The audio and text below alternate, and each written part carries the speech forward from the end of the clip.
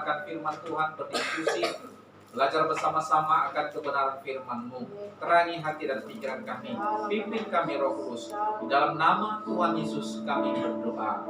Haleluya, sama-sama katakan amin. Shalom. Shalom. Baik, pada hari ini kita akan berdiskusi topik yang juga tak kalah menarik, ya. Topik yang menarik yang akan kita diskusikan. Tolong PowerPoint-nya. Yaitu apakah agama Kristen atau apakah orang Kristen menyembah manusia? Nah, ini sering menjadi tuduhan-tuduhan, ya. Menjadi tuduhan-tuduhan orang lain dan mungkin orang agama-agama lain bagi kita. Kenapa? Karena mereka tahu bahwa dari awal Yesus itu manusia, kan? Yesus itu manusia. Yesus itu lahir. Apalagi ini menjelang Natal, kan? Loh, kok Tuhannya lahir gitu? Pernah dengar nggak itu kalau di media-media, atau pernah ada yang bertanya atau kalian pernah baca, kan? Loh, kok Tuhan kok lahir?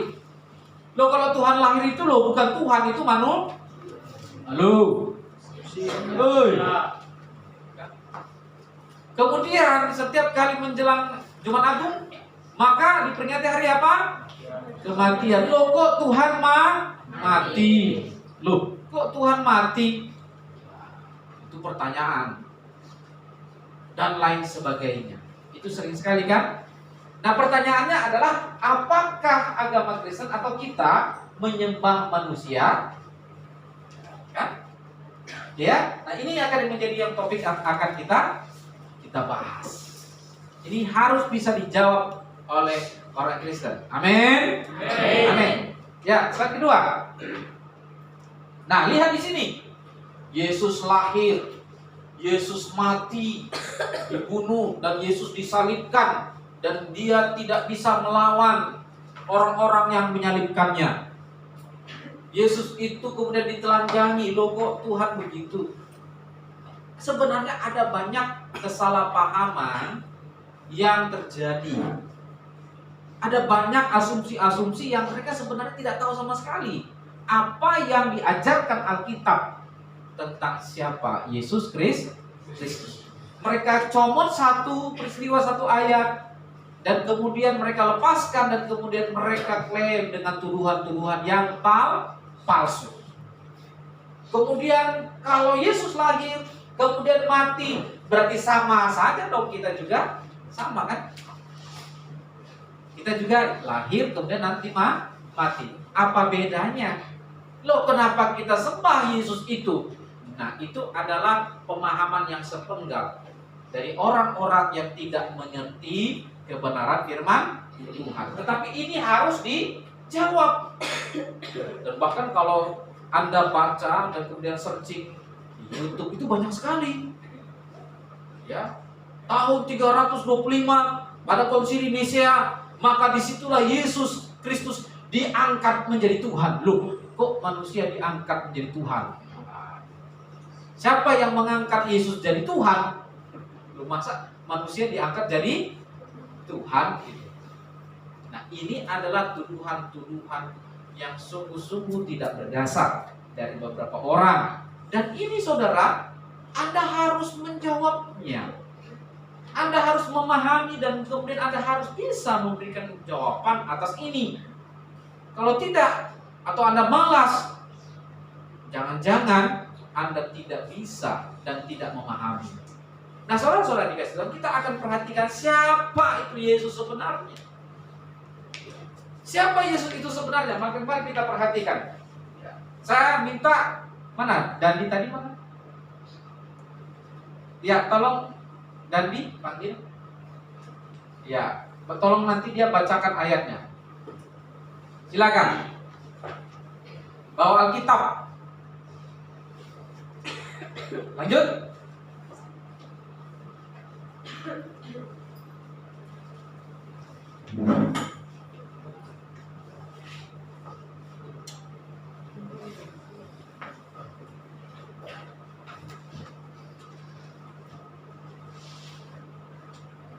Mari sini, tolong dibacakan ayat firman Tuhan.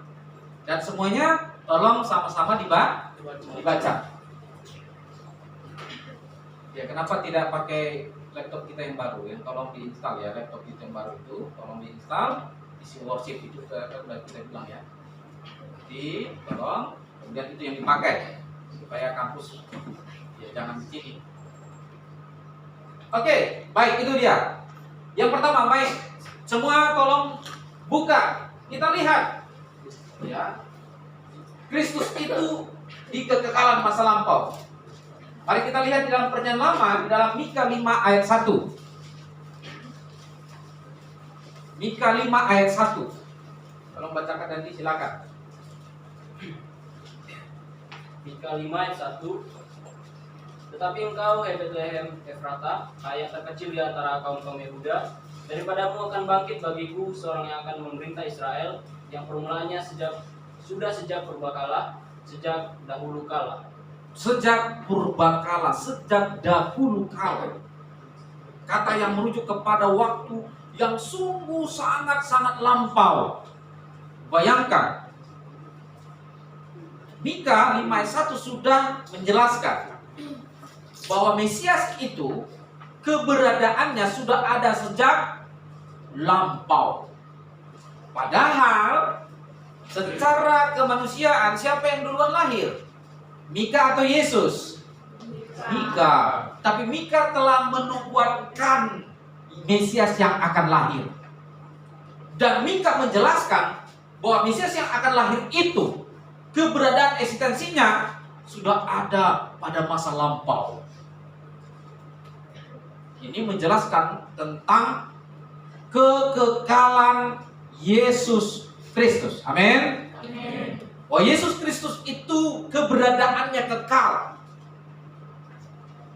jauh sebelum para nabi dan bahkan sebelum dunia ini dijadikan. Oke ya?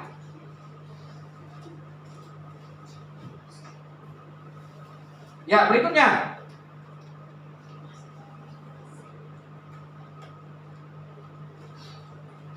Ya, nanti tolong sesi ibadah ini akan di ini ya. Jadi evaluasi ini selalu, ini kan sering menjadi masalah. Buka Yesaya 9 ayat 5. Tolong Dani juga dibacakan.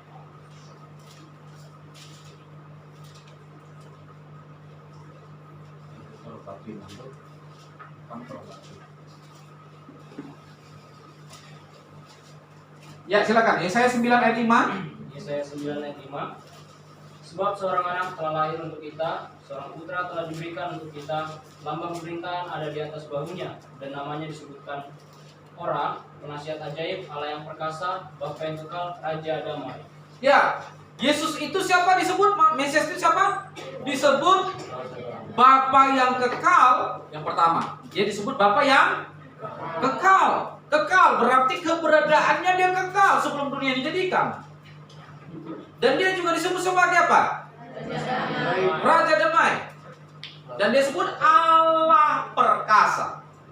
Perhatikan, Mesias yang dijanjikan oleh Yesaya itu adalah Bapa yang kekal. Ini menjelaskan eksistensi Yesus, yang dia adalah juga satu dengan Bapa. Dan berikutnya dia disebut Allah. Bayangkan, Yesaya luar biasa menubuatkan bahwa Mesias yang lahir itu adalah Allah. Lupa kalau begitu kan mereka hanya kutip sebagian aja dan kemudian mencoba iya betul. Nah, oleh sebab itu kalau mereka jujur mau mempelajari siapa Yesus itu, maka mereka harus jujur juga mengutip ada begitu banyak ayat-ayat yang menjelaskan siapa Yesus Kristus. Amin. Berikutnya, di dalam Perjanjian Baru, Yohanes 1 ayat 1. Yohanes 1 ayat 1. Pada mulanya adalah firman, firman itu bersama-sama dengan Allah, dan firman itu adalah Allah. Firman itu adalah Allah. Nah, ini dia. Firman itu adalah Allah. Ini dua ayat yang sangat sering. Ya. Berikutnya, Yohanes 8 ayat 58. Tidak cepat ya. Saya baca cari. Tolong. Yohanes 8 ayat 58. Ya. Kata Yesus kepada mereka, "Aku berkata kepadamu, sesungguhnya sebelum Abraham jadi, aku telah ada." Aku telah dalam Injil Yohanes itu sangat banyak sekali. Aku. Dan ini sama ya dengan di dalam Keluaran 3:14. Aku adalah aku, itu Amy. Semua ahli-ahli ya teologi berpendapat bahwa perkataan dalam Injil Yohanes ini, aku adalah itu, jika dihubungkan dengan Keluaran 3:14, Yesus hendak menegaskan kepada kita bahwa Allah dalam PL yang dikenal yaitu dengan nama Yahweh itu telah menyatakan dirinya menjadi manusia. Akulah dia. Amin. Lanjut. Kolose 1 ayat 15. Kolose 1 ayat 15. Ia adalah gambar Allah yang tidak kelihatan, yang sulung, lebih utama dari segala yang diciptakan. Dia, perhatikan. Ia adalah gambar Allah yang tidak kelihatan. Perhatikan. Ini menegaskan Allah yang transenden. Tahu ya Allah yang transenden ya?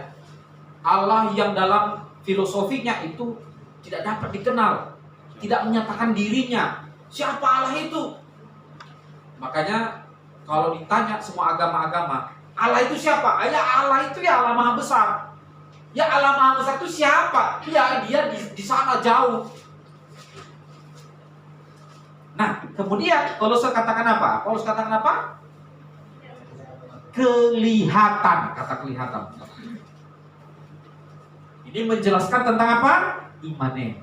Allah yang transenden tadi itu, yang jauh, yang tak dapat dikenal, tidak dapat dijangkau oleh manusia, menjadi Allah yang imanen. Siapa dia? Yesus Kristus. Jadi kita mengenal Allah kita, yaitu Yesus Kristus itu, dengan keberadaannya sebagai manusia, hadir di tengah-tengah kita. Amin. Coba baca Yohanes 1 ayat 14. Yohanes 1 ayat 14 jelas sekali. Yohanes 1 ayat 14. Ya. Firman itu telah menjadi manusia dan diam di antara kita, dan kita telah melihat kemuliaannya. Perhatikan. Yaitu kemuliaan yang diberikannya sebagai anak tunggal Bapa, penuh kasih karunia dan kebenaran. Berada di mana? Berdiam di mana? Halo? Di antara kita. Jadi Allah itu berdiam di antara kita. Siapa? Yesus Kristus. Ini ayat-ayat yang sangat-sangat kuat menjelaskan bahwa Allah itu adalah Yesus Kristus. Amin. Tetapi kan orang kan tidak mau mengutip ayat ini dan ayat-ayat yang tadi saya paparkan. Karena mereka sebenarnya tujuannya apa? Untuk menghina Yesus. Terutama kalau Natal-Natal begini, aduh Yesus lahir, Tuhannya lahir. Tapi ini ayat-ayat yang harus kita jelaskan kepada mereka. Pak, bagaimana kalau sudah dijelaskan mereka nggak mau percaya? Biarkan saja. Yohanes 3:18 katakan apa? Hah? Barang siapa tidak percaya, dia berada di bawah penghukuman. Ya, jadi jangan juga menghabiskan energi, saudara. Jangan. Kita lanjutkan lagi. Berikutnya, keberadaan Yesus sebelum penjelmaan atau sebelum menjadi manusia. Coba lihat Yohanes 1 ayat 15. Yohanes 1 silakan ayat 15. Yohanes 1 ayat 15. Yohanes memberi kesaksian tentang dia dan berseru, katanya, inilah dia yang kumaksudkan ketika aku berkata, kemudian daripadaku akan datang dia yang telah mendahului aku, sebab dia telah ada sebelum aku. Perhatikan, Yohanes itu lebih muda atau lebih tua daripada Yesus? Lebih tua. Tetapi kenapa Yohanes katakan dia telah ada sebelum aku? Ini menjelaskan bahwa keberadaan Yesus itu sebelum dunia dijadikan, Yesus telah ada. Bayangkan, kan Kan nggak mungkin Yohanes yang lebih tua katakan dia sudah ada lebih aku. Kalau itu merujuk kepada umur lahir, maka Yohanes itu sudah salah hitung. Kenapa? Karena Yohanes lebih tua daripada Yesus. Perhatikan waktu apa? Maria mengandung dan kemudian Elizabeth juga mengandung. Ini sepupuan. Yohanes lebih tua. Tapi kenapa Yohanes katakan dia sudah ada sebelum aku? Menjelaskan tentang keberadaan Yesus yang adalah kekal adanya. Oke? Kemudian ayat 18-nya. Tidak seorang pun yang pernah melihat Allah, tetapi anak tunggal Allah yang ada di pangkuan Bapa, dialah yang menyatakannya. Iya. Jadi keberadaannya sebelumnya di mana? Di pangkuan Bapa. Di pangkuan itu jangan tafsirkan secara literal. Loh, Yesus di pangku-pangku ya kayak anak. Oh, gitu. Enggak. Sama seperti sebelah kanan. Yesus duduk di sebelah kanan. Loh, kalau sebelah kiri berarti neraka. Enggak. Terus Roh Kudus sebelah mana? Nah, ini hati-hati kalau menafsirkannya. Jadi kalau Yesus sebelah kanan, Roh Kudus di mana? Kiri. Oh, berarti Yesus surga, Roh Kudus neraka. Ini salah kan? Jangan menafsirkan itu hati-hati. Di pangkuan itu menjelaskan bagaimana eratnya hubungan antara bapa dan anak. Itu artinya pangkuan. Tradisi Yahudi mempercayai bahwa yang disebut pangkuan itu adalah betapa eratnya. Perhatikan bahwa ketika nanti orang percaya mati berada di pangkuan siapa? Bapak Abraham. Berapa juta orang di pangku Abraham? Halo. Oi. Kalau kau tafsirkan secara literal, berapa kau? Ya kan? Jadi kalau kita kalau melayat, apalagi kita ketahui orang yang mengasihi Tuhan Yesus, kita katakan apa? Dia telah berada di pangkuan Bapak Abraham. Satu orang itu masih. Jadi dari zaman dulu banyak orang percaya, orang yang mengasihi Tuhan Yesus sudah mati. Kita bilang semua mereka di pangku Bapak Abraham di surga. Jadi ada jutaan orang di pangku Bapak Abraham. Kalau ditafsirkan secara apa? Literal, hati-hati. Bisa lihat di situ? Di pangkuan itu berarti menjelaskan hubungan yang erat, yang harmonis. Amin. Antara Bapa dan anak. Dan berada di mana itu? Di surga.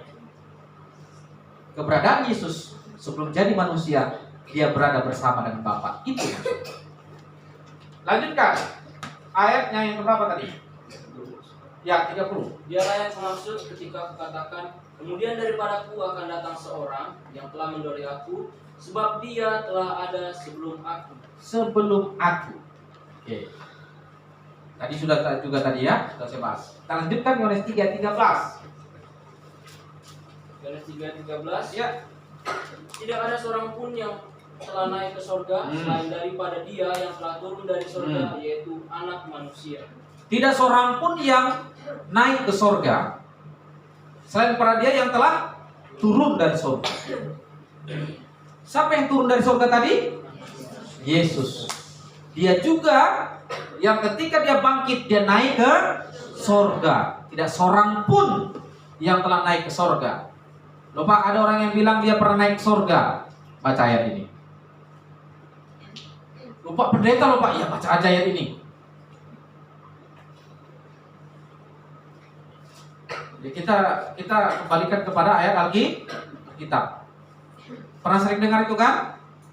Naik turun ke surga. Ya baca ayat ini. Tidak seorang pun. Berarti hanya berapa?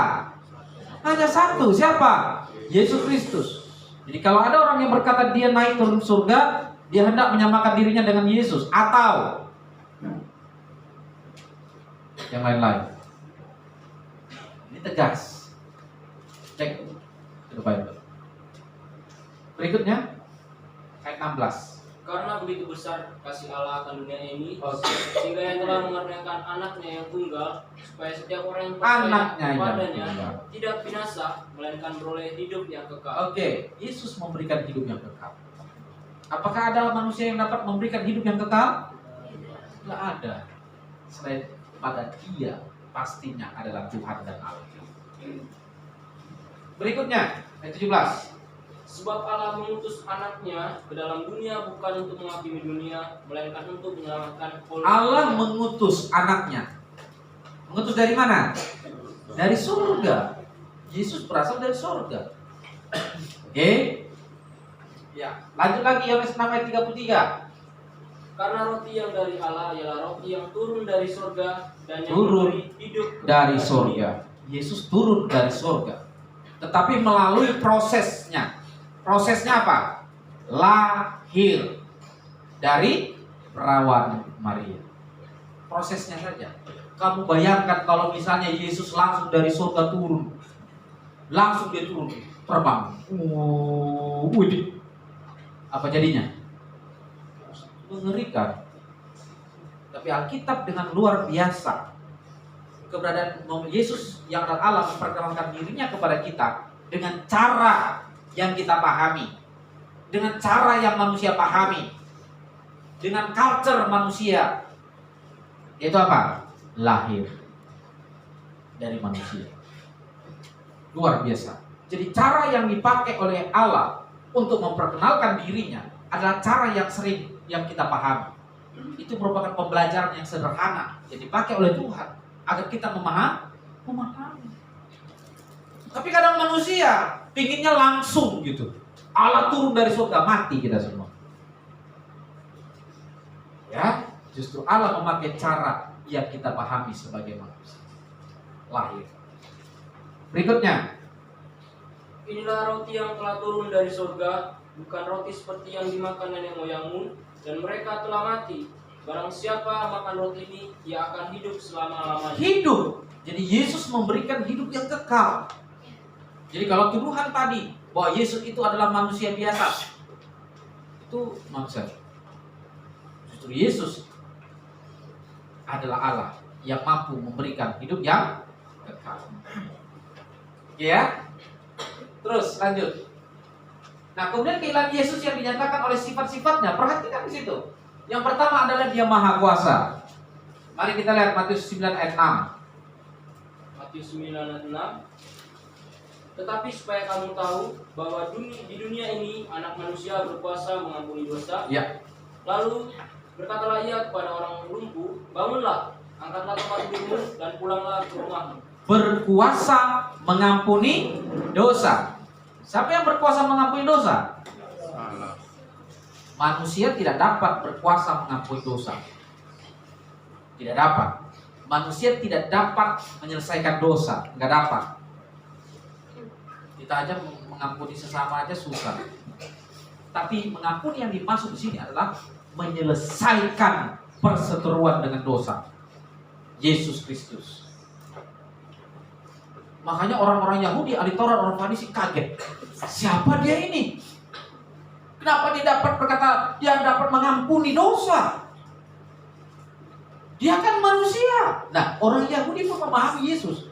Dia kan manusia biasa. Jadi jangan heran kalau sampai hari ini ada beberapa orang yang menuduh bahwa Yesus itu manusia biasa. Kenapa disembah oleh orang Kristen? Itu dari dulu waktu Yesus ada di dunia. Tuduhan itu sudah ada dan dimulai dari orang Yahudi, ahli Taurat dan orang Farisi. Jadi kalau ada orang yang demikian, berarti mereka adalah ahli Taurat, orang Yahudi, orang Farisi yang baru zaman now. Jangan heran. Dan kita juga akan ketemu dengan mereka. PR. Jadi kalau Yesus dulu PR-nya itu orang Yahudi, ahli Taurat, orang Farisi, kita juga sama. Ahli Taurat, orang Farisi zaman now. Tapi kita tidak bertemu dengan orang Yahudi fisik, enggak. Tapi banyak pemikiran-pemikiran yang sama seperti itu. Oke. Tapi Yesus berkata, aku dapat mengampuni, berkuasa mengampuni. Tidak seorang pun yang dapat berkuasa mengampuni dosa selain Allah sendiri. Terus Yesus mendekati mereka dan berkata, "Padaku telah diberikan segala kuasa di surga Segala dan kuasa. di bumi. Karena itu pergilah, jadikanlah semua bangsa muridku, Iya. dan baptislah mereka dalam nama Bapa, Segala Anak, dan Roh kuasa Kudus." ada di mana? Yesus Kristus. Luar biasa. Segala kuasa. Tidak ada terkecuali. Berarti segala kuasa ada di bawah Yesus. Nah, ini menjelaskan bahwa dia adalah Allah. Terus Yohanes 2 ayat 24.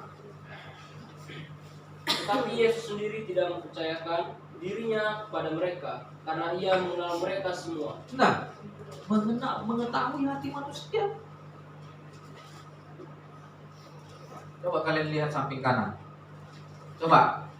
Kalian tahu nggak apa yang sedang dipikirkan teman kalian? Nggak tahu. Nggak tahu. Nggak ngerti. Bukan hanya satu. Kita memikirkan sesuatu dalam hati kita begitu banyak. Waktu kita diam dalam 1 menit, itu terlintas banyak sekali loh yang kita pikirkan. Siapa yang tahu? Nggak ada. Paling kalau kamu tahu, misalnya kalau sebelahmu, ini dia lagi minum, dia lagi bikin, ya itu aja yang kamu tahu. Selebih-lebihnya lagi itu, kamu tidak tahu. Tapi Yesus tahu. Berikutnya, langsung ini aja, Yohanes 6 ayat 64. Yohanes 6 ayat 64. Iya. Tetapi di antaramu ada yang tidak percaya, sebab Yesus tahu dari semula siapa yang tidak percaya Yesus dan tahu. siapa yang akan menyerahkan dia. Ya. Sebelum Yudas mengkhianatinya pun Yesus tahu dia yang akan mengkhianatinya. Dan Yudas diberikan kesempatan untuk menjadi muridnya selama 3,5 tahun. Yesus memberikan kesempatan kepada Yudas untuk menjadi muridnya selama berapa? 3,5 tahun. Sekalipun Yesus tahu bahwa Yudas ini yang akan menjualnya, mengkhianatinya.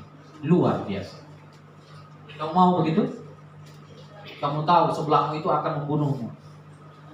Apa yang kamu lakukan? Yang pertama, kubunuh duluan. Yang kedua, jauhkan dia. Betul kan? Yang ketiga, putus hubungan dengan kamu. Tapi Yesus jadikan dia murid. Luar biasa. Oke, lanjut. Yohanes 16 ayat 30. Sekarang kami tahu bahwa engkau mengetahui segala sesuatu dan tidak perlu orang bertanya kepadamu. Mengetahui Karena itu kami segala percaya sesuatu. bahwa engkau datang dari Allah. Mengetahui segala sesuatu, tidak ada yang tersembunyi. Ya, lanjut. Nah, kalau kita bahas ini lagi, waduh panjang, terus lagi. Cepat aja, lagi.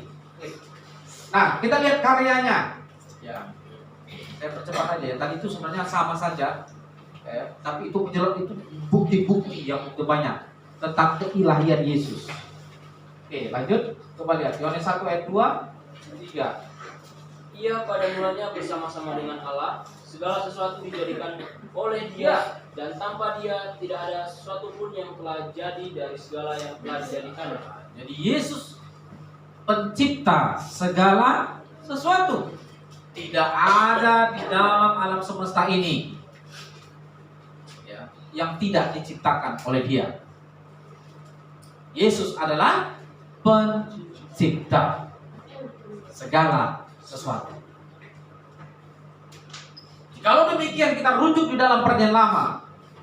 Kejadian 1 ayat 2. Allah menciptakan langit dan bumi, maka Yesus menciptakan langit dan bumi. Amin. Iya, jelas. Keterhubungan antara Perjanjian Lama dan Perjanjian Baru. Korelasi antara Perjanjian Lama dan Perjanjian Baru sangat-sangat jelas. Sangat terhubung dengan baik. Ya. Berikutnya, kalau 1 ayat 15-17. Ia adalah gambar Allah yang tidak kelihatan, yang sulung, lebih utama dari segala yang diciptakan. Ia ada terlebih dahulu dari segala sesuatu, dan segala sesuatu ada di dalam Dia. Segala sesuatu ada dalam Dia. Ayat 17-nya. Ya, segala sesuatu. Ya, dia menciptakan segala sesuatu. Nah, saudara-saudara, jikalau kita menyimpulkan tentang siapa Yesus, begitu banyak ayat yang sudah saya paparkan, baik sebelum Yesus menjadi manusia. Kemudian ketika Yesus menjadi manusia pun dia memproklamirkan siapa dirinya. Dan kita sudah bahas juga karya-karyanya, bukti-bukti kealahannya.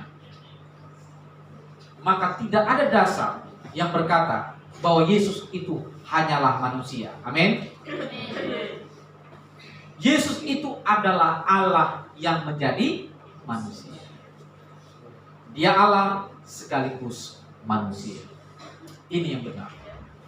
Jikalaupun ada orang-orang yang terus mengusik agama Kristen itu menyembah manusia, kenapa manusia diangkat jadi Tuhan? Itu konyol. Konsili Nisea tahun 325 itu hanya menegaskan, karena pada waktu itu banyak bidat-bidat, ajaran-ajaran palsu. Ada Arius di sana, ada Nestorius di sana. Arius menyangkal keilahian Yesus, Nestorius sebaliknya, hanya Allah saja. Jadi konsili pada waktu 325 menegaskan bahwa Yesus itu adalah Allah sekaligus manusia. Bukan diangkat. Masa ada manusia diangkat jadi Tuhan? Enggak benar. Yesus adalah Allah. Tetapi dalam sejarah pergumulan gereja terjadi pergolakan, perbedaan pandangan antara bapak-bapak gereja kita. Maka tahun itu, pada waktu itu, abad sejarah gereja mula-mula ditegaskan kembali ajaran yang murni ini. Itu ya. Jadi bukan mengangkat manusia jadi Tuhan, itu nggak ada itu dalam sejarah. Itu hanya tuduhan palsu. Kenapa mereka suka kali begitu ya?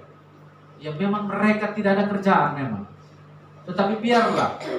Ya, ketika mereka semakin menyerang iman Kristen, mereka semakin penasaran dengan Alkitab, mereka semakin baca Alkitab, Alkitab akan membela dirinya sendiri kepada mereka.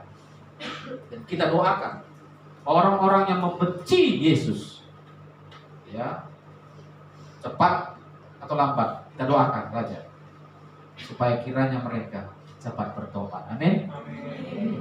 Tetapi satu hal yang sangat penting yang kita perlu pegang, kita harus dapat menjelaskan tentang iman kita.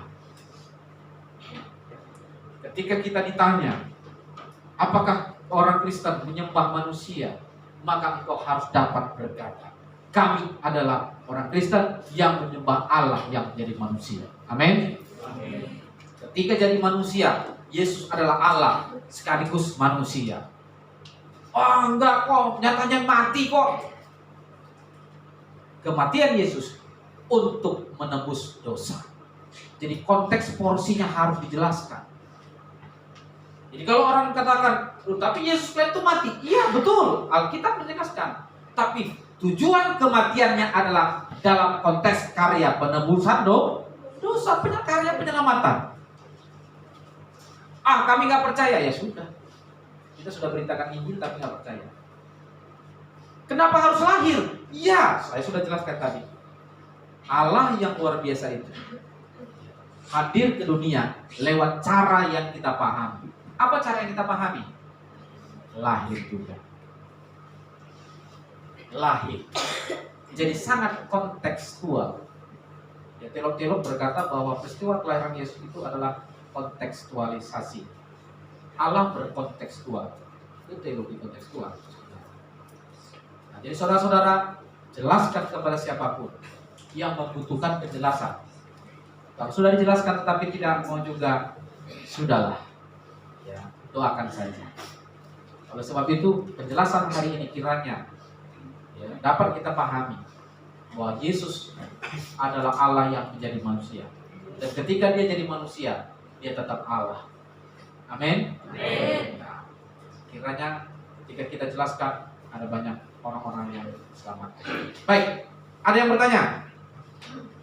Ada yang bertanya tentang hal ini, topik kita? Agama Kristen menyembah manusia.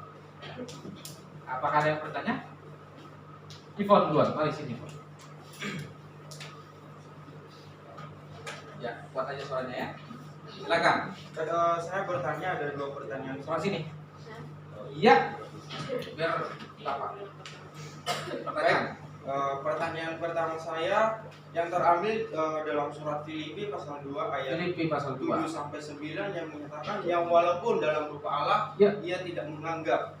Ya. Jadi bagaimana kita memahami maksud Paulus menulis surat di Filipi pasal 2 ayat 7 sampai 9 itu, bahwa yang Bapak jelasin tadi barusan bahwa Yesus itu adalah Allah sekaligus manusia. Padahal pandangan Paulus tadi yang mengatakan bahwa yang walaupun dalam rupa Allah sudah dia kosongkan. Jadi bagaimana memahami ayat tersebut? Ya, kosongkan. Iya.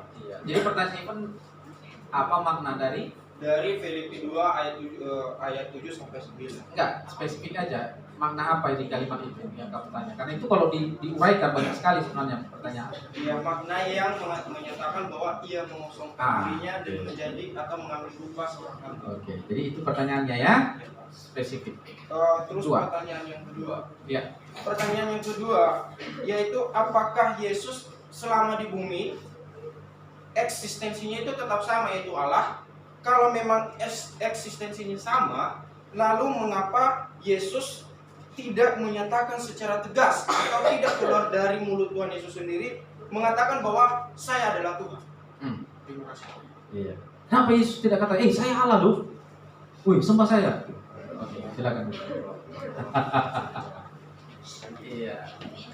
Jadi pertanyaan pertama adalah yang walaupun dalam rupa Allah telah mengosongkan. Oke. Dalam Alkitab bahasa Inggris itu made himself nothing. Nothing dalam hal apa? Kesetaraan. Hati-hati. Ya, hati-hati. Membaca itu hati-hati. Ada banyak orang yang terjerumus. Saya tahu beberapa, bahkan di Indonesia banyak sekali, menganggap bahwa Yesus itu ketika jadi manusia dia nggak Allah lagi. Ketika jadi manusia dia bukan Allah, hanya manusia biasa. Itu konsekuensi logis kalau tidak ketat di dalam konteks. Padahal konteksnya coba lihat. Kenosisnya dia dalam konteks apa? Tidak menganggap kesetaraan. Jadi dalam konteks itulah yang tidak dipertahankan. Konteksnya tidak menganggap kesetaraan. Equal. Itu di YouTube pun sudah saya jelaskan. Equal. Ison. Setara. Nah kemudian menjadi manusia. Jadi dalam konteks itu. Jadi jangan pernah berpikir mengosongkan berarti kealahannya yang dikosongkan. Salah. Bagaimana mungkin Allah mengosongkan dirinya dari kealahannya? Dia Allah. Itu kalau diuji secara dogmatik maka itu pasti fail. Salah. Maupun secara biblikal salah. Ya, konteksnya sudah jelas tadi kan. Tidak menganggap kesetaraan itu. Nah. Jadi konteksnya apa? Tidak menganggap, melainkan apa? Iya, menjadi manusia. Bayangkan, dia adalah Allah, tetapi menjadi manusia. Coba bandingkan Allah dan manusia. Coba bandingkan Allah dan manusia. Tapi dia rela menjadi manusia. Bukan berarti kealahannya yang dikosongkan, dilepaskan, berarti dia tidak menjadi Allah lagi. Tidak. Posisinya, kesetaraannya, itu yang menjadi fokus. Manusia dan Allah loh. Bagaimana mungkin manusia setara dengan Allah? Tetapi Yesus menjadi manusia. Dialah Allah yang jadi manusia. Itu fokus. Pak, apa dampaknya kalau mempercayai bahwa Yesus ketika jadi manusia tidak memiliki esensi kealahan? Apa dampaknya, Pak? maka ayat-ayat yang saya jelaskan tadi, waktu dia di bumi, Yesus tidak berhak untuk mengatakannya. Tolong konsentrasi. Konsekuensi kalau mempercayai bahwa Yesus ketika jadi manusia, sampai berapa tahun Yesus jadi manusia? 33 tahun lebih. Taruhlah dulu 33 tahun. Kalau hanya mempercayai Yesus itu hanya manusia, bukan Allah. Paham ya? Apa konsekuensinya? Dia tidak berhak berkata dosamu diampuni. Karena hanya Allah yang berhak mengampuni dosa. Berikutnya, atribut-atribut kalahan yang ada dalam diri Yesus tidak mungkin ada di dalam dirinya. Contohnya apa? Mengetahui segala sesuatu. Mengetahui pikiran manusia semua orang. Pertanyaan saya, apakah ada manusia yang dapat mengetahui semua isi hati orang? Selain dia adalah Allah. Doktrin Kristologi yang memahami bahwa ketika inkarnasi, ketika jadi manusia, Yesus itu hanya manusia biasa, manusia saja, dan bukan Allah, nanti bertentangan dengan begitu banyak ratusan ayat yang menjelaskan bahwa Yesus ketika jadi manusia, dia tetap Allah. Berkuasa mengampuni dosa, mengetahui segala isi hati orang, ya kan? Dan lain-lain dan lain-lain. Maka itu akan bertentangan. Itu yang pertama. Yang kedua tadi apa? Apa? Kenapa tidak Yesus mengakui? Pada saat di dunia dia tidak menegaskan itu Allah. Kenapa waktu di dunia Yesus tidak berkata bahwa akulah Tuhan, aku Allah.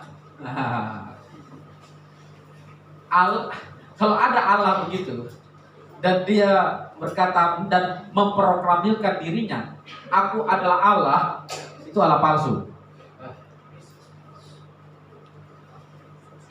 Perhatikan coba Mesias palsu. Akulah Mesias, aku adalah Allah, aku Allah, padahal palsu. Maka saksi yang akan berbicara, yang angkat berbicara justru saksi. 2 atau 3 orang. Dalam konteks tradisi Yahudi, 2 atau 3 orang bersaksi dengan konteks yang sama. Wah, kalau dari pengadilan valid. Jadi itu konteks pengadilan, 2 atau 3 orang. Berapa saksi tentang siapa Yesus di Injil? Bukan hanya penulis Injil, ada begitu banyak ribuan saksi mata menjelaskan siapa Yesus. Dan pengakuan itu tidak perlu dari diri kita sendiri, tapi justru dari siapa? Dari saksi. Sama seperti begini. Ya, kalian si Dandi bilang, oh aku ini adalah mahasiswa terpintar di STTHB. Percaya nggak? Orang sanksi. Kok kamu yang menilai dirimu sendiri? Kok kamu yang memperkenalkan dirimu sendiri? Tapi coba orang katakan, Gus katakan, Dandi itu mahasiswa terpintar. 1 masih. Sesuai dengan Injil berapa? 2 atau 3 orang. Tambah lagi datang Nando, Dandi itu mahasiswa terpintar. 2. Tambah 1 lagi si LP, Dandi itu mahasiswa terpintar. 3 orang loh saksinya loh. Valid nggak? Valid dalam konteks Injil ya, pengadilan itu sah. Tapi kamu sampai berbusa mulutmu, kau bilang aku mahasiswa terpintar di STTHM. Woi, aku mahasiswa terpintar. Kamu sehat? Yesus katakan, aku adalah Allah. Pergi lagi, aku Allah loh. Aku Allah. Akulah Allah. Ini siapa ya?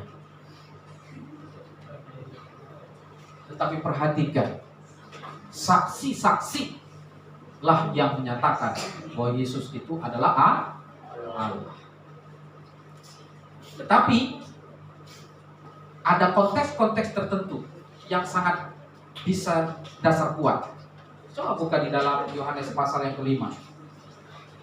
Waktu Yesus menyembuhkan orang lumpuh di kolam Bethesda, kolam cepat.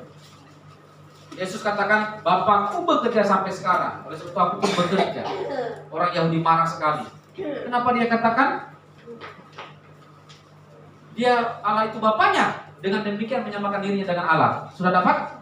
Silakan Kandi. Yohanes 5 Tolong dengarkan, ya. Tetapi ia berkata kepada mereka, Bapakku bekerja sampai sekarang, maka aku pun bekerja juga. Terus, Sebab itu orang-orang Yahudi lebih berusaha lagi untuk membunuhnya, bukan saja karena ia meniadakan hari Sabat, perhatikan. tapi juga karena ia mengatakan bahwa Allah adalah Bapaknya sendiri, Terus, dan dengan demikian menyamakan dirinya dengan Allah. dengan demikian menyamakan. Tuh. Yesus ketika katakan Bapakku, orang Yahudi turun nangkap. Kenapa dia samakan dirinya dengan Allah? Paham?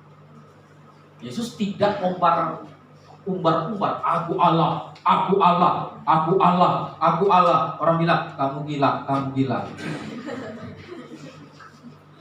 Justru Yesus menegaskan hakikatnya dengan Bapa. Bapakku. Orang Yahudi langsung paham.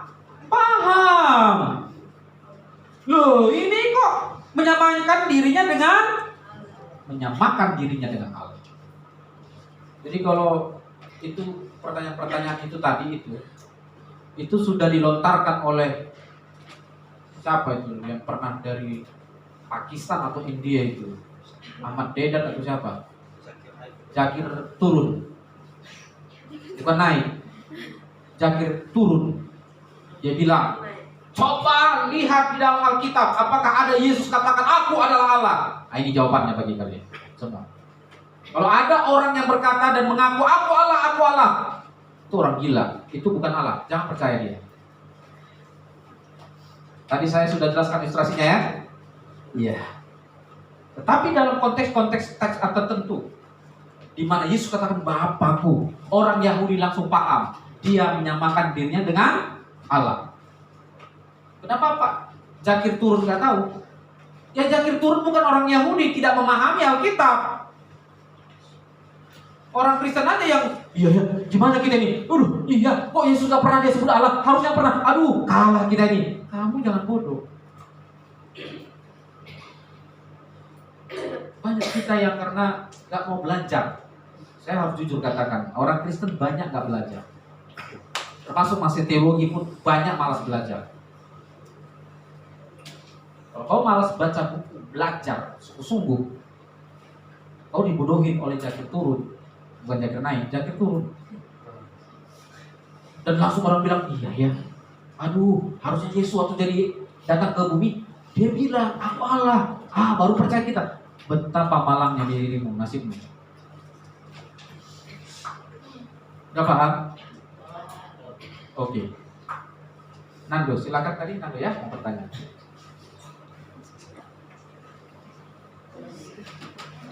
Ya, kalau nanti silakan. Silakan.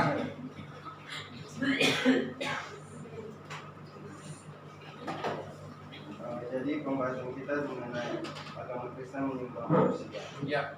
Kita tahu bahwa Yesus lahir dari darah daging Maria, maka dari itu dia juga bertumbuh dan berkembang seperti manusia pada umumnya. Yang menjadi pertanyaan saya, apakah wajah Yesus pada saat itu ketika ia lahir sampai ia naik ke sorga? Wajah. Iya. Wajah. Merupakan gambar atau wajah yang sama dengan Allah. Dan apakah foto yang biasanya dipajang atau diposting orang Kristen pada umumnya benar? Apakah itu wajah Yesus? Dan kalau benar, jelaskan. Kalau tidak, berarti kita terkadang sudah menyembah berhala atau menyembah pada gambar tersebut. Oke, ya. Pertanyaan dua. Pertama, apakah wajah Yesus itu kayak begitulah wajah Allah? Oke. Bapa itu roh adanya ya. Allah roh adanya. Dalam konteks Yesus adalah Allah. Allah yang adalah roh menjadi manusia. Apakah wajah Bapa? Ya begitu wajahnya. Tidak ada dalil Alkitab, dasar Alkitab yang mengatakan begitulah wajah Bapa. Tetapi kalau kita baca Wahyu, pembedaan antara anak domba dan Bapa beda. Wahyu katakan, dan kitab Daniel, yang lanjut usianya. Coba searching dalam ini. Kalau dalam handphone cepat, lanjut usianya. Itu langsung muncul, oh yang lanjut usianya. Itu merujuk kepada Bapa. Kalau mendapat tolong. Di kitab Wahyu pun demikian. Sudah ada?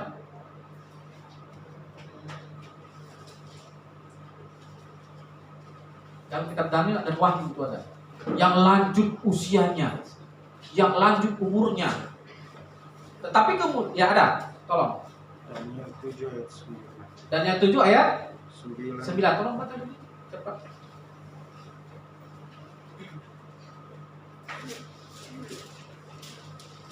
Iya. Dan yang kedua 9. Iya. Sementara aku terus melihat takhta diletakkan, lalu duduklah yang lanjut usianya. Nah, Pakaiannya putih seperti salju dan Nah. rambutnya bersih seperti bulu Bersih. domba. Kursinya dari nyala api dengan roda-rodanya dari api Iya. yang berkobar-kobar. yang lanjut usianya rambutnya putih seperti salju. Nah, kemudian di Wahyu itu dapat dibedakan bahwa Yesus itu disebut sebagai anak domba. Tolong baca di dalam kitab Wahyu. Yesus itu tetap disebut sebagai anak domba. Tolong dapat. Jadi pembedaannya bahkan di dalam peristiwa eskatologis pun, di dalam peristiwa yang akan datang pun, pembedaan antara wajah Yesus dan Bapa berbeda. Kalau dalam kitab Wahyu, anak domba, banyak itu dalam kitab Wahyu tentang anak domba hadir.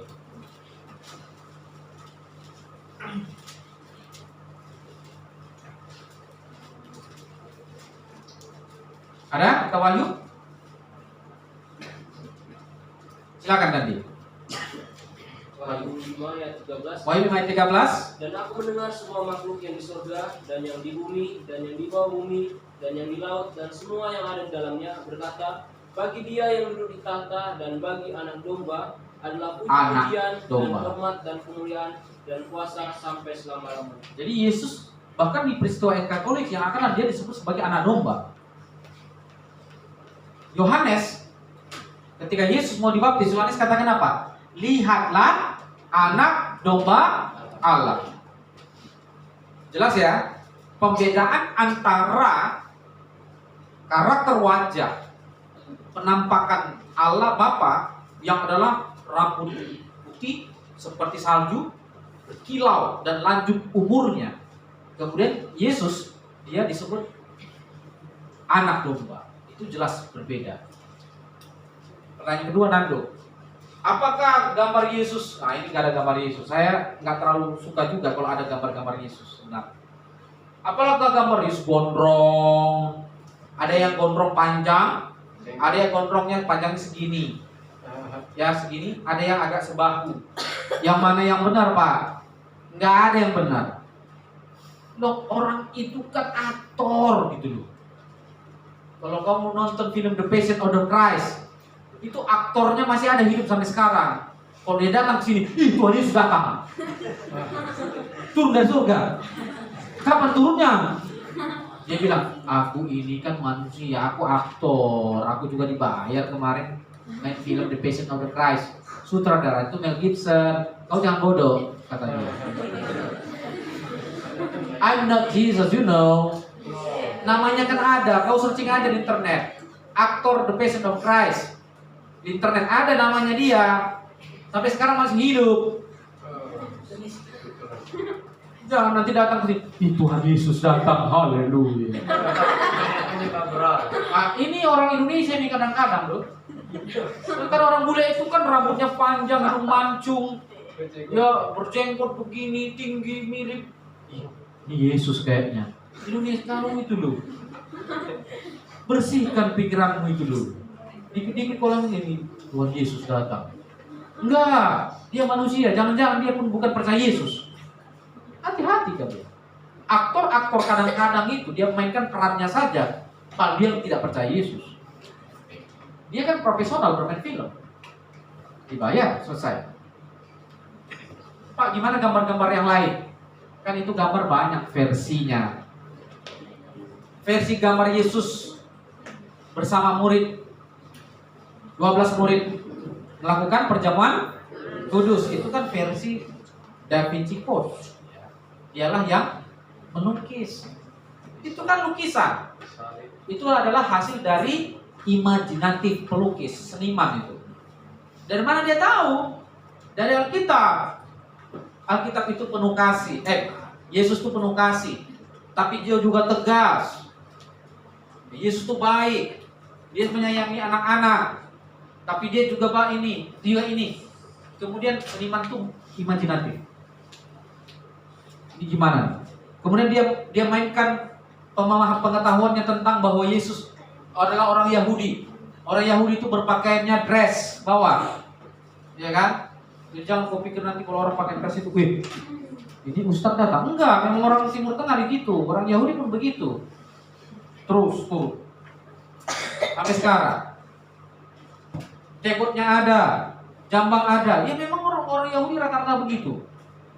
Kita ada yang apa? Kumisnya kayak kumis kucing. Hanya berapa bulu, berapa helai. Tapi kalau beberapa dari timur itu ya banyak. Kalau daerah-daerah barat ya kan cuman apa? Kayak kumis lele. Tahu ikan lele kan? Ikan lele itu tiga di samping kanan, 3 di samping kiri. Hanya 6. Tapi kalau Timur Tengah atau orang Yahudi lah, itu memang berbulu. Ya itu kan pemahamannya. Itu loh. Kalau kan ini kan cuma berapa helai, bisa dihitung. Maksud saya itu konteks orang di sana itu kan bisa dibayangkan. Itu adalah hasil imajinatif, tapi plus hasil pengetahuan. Jadi kalau makanya jangan sekali-kali tidak perlu taruh gambar Yesus di sini. Nanti kamu itu terfokus di situ. Inilah Yesus, ini Yesus. Itulah pembedaan ya liturgis pernak-pernik ibadah gereja dan Katolik dan Protestan. Katolik mempertahankan itu. Belum lagi kalau Ortodoks sama. Itu dipenuhi oleh pernak-pernik foto-foto. Tapi Protestan Martin Luther sangat tegas. Hal-hal yang demikian harus direformasi. Jangan sampai kita berasumsi bahwa inilah Yesus itu, foto itu. Jadi itu dibuang sama sekali. Termasuk salib. Ada salibnya yang ada patungnya kan? Di gereja-gereja Protestan, Injili juga itu dilarang. Jangan sampai ada salibnya, ada juga patungnya itu. Udah salib aja, udah selesai. Jadi kayu aja. Kayu yang bisa di dalam salib udah selesai. Ya, karena jangan sampai terjebak. Nah, ini. Kan kayu aja kan? Udah selesai. Tapi coba kalau ada patungnya, ada pahatannya kan beda lagi. Karena kita manusia ini gampang terjebak. Takutnya kau nanti datang sih. Tuhan Yesus kau bilang. Padahal Oke. Terakhir kalau ada. Kalau nggak ada, kita close. Ada? Tidak ada? Oke, John. Mari John. Ini kan John ya, Yohanes kan? Yang berseru. Oh bukan ya? Mudah-mudahan dirimu sesuai dengan namamu ya. Sini. Kalau dia berseru-seru di balik itu, pertanyaannya kenapa? Silakan. Ya. Pertanyaan saya, Agak kuat. kita orang Ya. percaya akan keselamatan, percaya akan kita orang percaya masuk surga. Tetapi pertanyaan saya di sini, jika saya dari pikiran orang tersebut, Ya. adakah bisa saya timbul pertanyaan, adakah bukti bahwa orang yang percaya Yesus telah masuk ke surga, sehingga hal itu bisa menjadi salah satu. Oke, John mau duluan? Mau duluan? Nah, jadi sebagai perbandingannya bahwa ada Henok juga yang masuk ke surga Yesus. Oke. Terima kasih. Ya. Jadi John bilang, apakah ada bukti bahwa orang Kristen ya udah di surga? Iya, ada begitu banyak ayat yang menegaskan bahwa kita orang yang percaya, orang yang beriman, anak-anak Tuhan dijamin keselamatannya. Amin. Anak Tuhan dijamin keselamatannya. Bukan hanya, oh aku percaya Yesus, tapi hidupnya ya itu enggak dong. Ya. Jadi kalau Alkitab berkata orang percaya, orang beriman, halo, perhatikan. Di dalam Alkitab kalau disebut orang percaya, orang beriman, ya, itu adalah orang yang benar, beriman. Jadi jangan salah paham. Jangan salah paham. Oh, ya belum tentu kamu percaya. Kalau hanya percaya nggak melakukan. Enggak. Kalau di dalam Alkitab itu nggak begitu. Kata percaya, kata iman, pisteo itu adalah orang yang sungguh-sungguh. Hati-hati kalian. Jadi jangan pikir, oh hanya percaya saja itu belum tentu diselamatkan. Mana ada itu dalam Alkitab? Alkitab itu tegas. Yang orang percaya itu adalah orang yang benar-benar sungguh hidup dalam Kristus. Nah pertanyaannya John tadi kan gini, ya apakah ada bukti Pak orang percaya nanti masuk surga? Iya kan? Orang percaya nanti masuk surga. Begitu banyak ayat jaminan keselamatan. Yohanes 14 ayat 6. Yohanes 3 ayat 16. Apa lagi?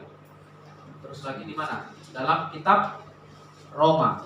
Barang siapa yang percaya berseru dalam hatinya, maka dia akan diselamatkan. Percaya. Demikian juga kisah Rasul. Bertobatlah engkau, terimalah Yesus dalam hati, maka engkau akan diselamatkan. Kemudian kisah Rasul lagi waktu kepala penjara, berilah dirimu, percayalah, maka engkau dan seseorangmu akan diselamatkan. Itu jelas. Itu jelas jaminan-jaminan tentang keselamatan.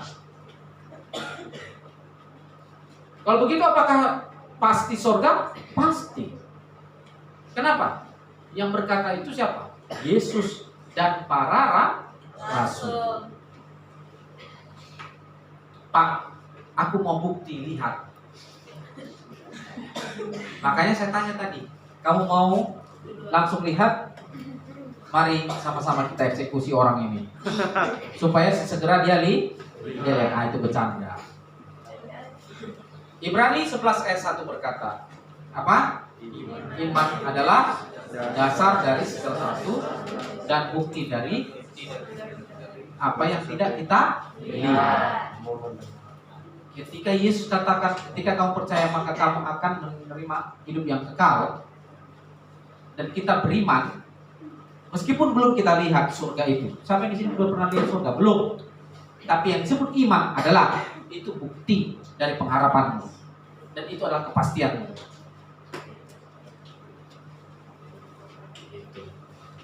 Meskipun kita belum melihat, Ibrani 11 ayat 1 kan? Belum melihat, tetapi itu merupakan bukti. Pak, kalau begitu Pak, sama seperti orang kaya dan Lazarus. Orang kaya itu berada di neraka api kan? Lazarus, tolonglah. Tolongkan, bilanglah kepada Abraham ya. Utuslah dia agar menyampaikan kepada saudaraku. Tapi apa kata Lazarus? Sekalipun Musa turun, ya begitu ya. Sekalipun tidak akan percaya. Tapi itu tidak akan mungkin.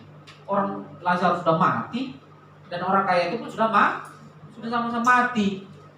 Tetapi Lazarus berada di mana? Di pangkuan Bapak Abraham. Nah, pangkuan Bapak Abraham itu merupakan suatu penggambaran, hati-hati ya. Tapi itu menggambarkan surga. Utuslah turun dari surga supaya orang percaya. Saya berharap John jangan sampai begitu ya. Pak Jun, aku belum percaya kalau nanti masuk surga, ya kan? Ada nggak buktinya orang yang percaya Yesus sudah di surga, Pak? Nah, saya hanya bilang, John, kalau kau bilang sama aku, doa, Pak, berdoalah Pak supaya orang yang sudah di surga sekarang turun supaya membuktikan kepadaku Pak supaya kau benar di surga ya? Iya loh. Gitu. Misalnya orang yang udah mati kan meninggal. Misalnya hamba Tuhan pendeta udah meninggal kan? Misalnya ada pendeta udah meninggal. Kau ya datang sih? Iya. Kau percaya Yesus kemarin ya? Iya. Udah di surga kau? Iya. Baru aku percaya.